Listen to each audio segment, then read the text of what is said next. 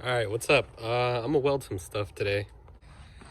So I got this intake manifold right here and the barb snapped off, and it snapped off right on the lip. So there's not enough room on the inside to smack it out this way. So what I'm gonna do is I'm gonna grind off that lip and then just smack it all the way through into the intake manifold, and I'm gonna end up welding this 6AN bung, and we're just gonna use that barb to replace the part that snapped off.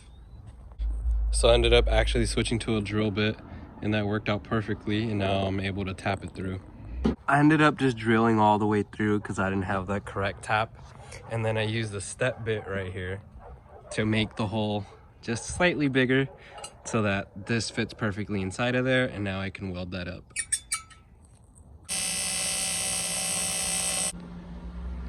So there we have it, welded up all the way around. Good to go. So now we're gonna be welding this O2 bung to a downpipe. I switched over to a gas lens since we're gonna be welding stainless.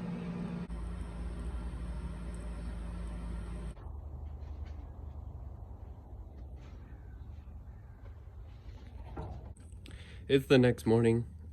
It got late on me yesterday, so today I'm gonna be replacing this inner sleeve, and this is on the camber arm. So one side's normally threaded, one side's reverse threaded. I think it might be the inside, and what that does, it gives me adjustability on the camber arm down here, as you can see right there.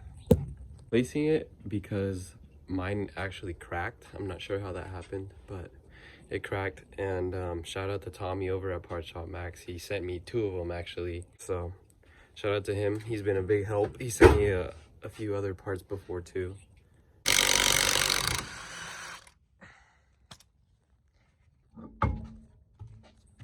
So to remove the camber arm, we just got to remove this bolt, that bolt, and it should come right off.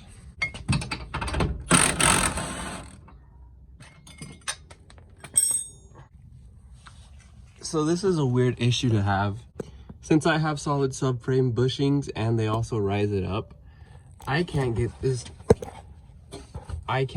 eccentric bolt out, no matter which way I spin it, because it hits the car up top. I'm not sure if you can see it, but up there it hits, and I cannot get it out. So I think I'm gonna be dropping the subframe just a little bit.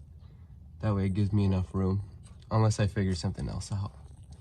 I was able to get it out, but you can see it scraped the top of the frame the whole way out.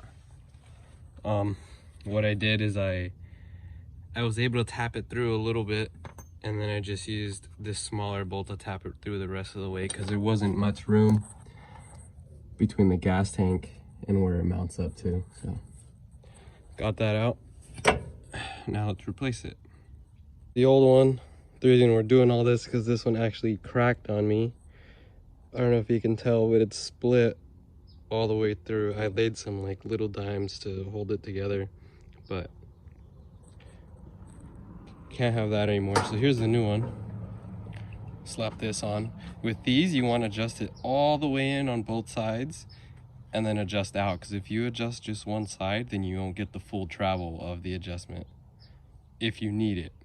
But it's always smart to do it all the way in on both sides and then thread it out. All right, I got that all on. I also did a nut and bolt check on all the arms and subframe bolts and diff bolts and everything down here. I left the arm loose. That way when I take it to get a line, they can just adjust it without having to loosen the lock rings.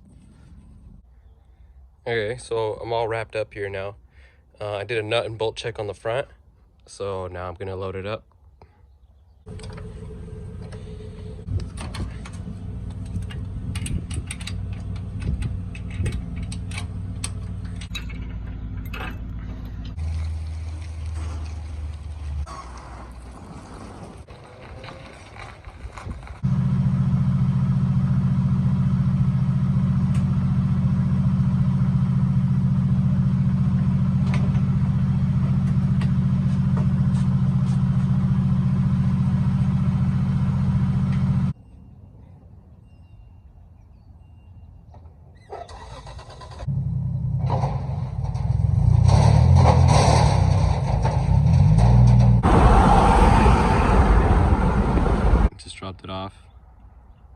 Rudy here is gonna take care of me.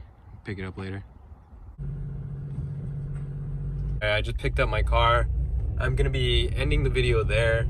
The last 2 days I just did a bunch of random stuff.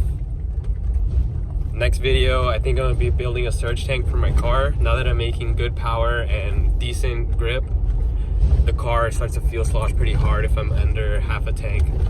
So surge tank, I'm gonna weld that up and explain what that does and how it helps you. So that'll be in the next video. That's it for now. In the next one. Bye.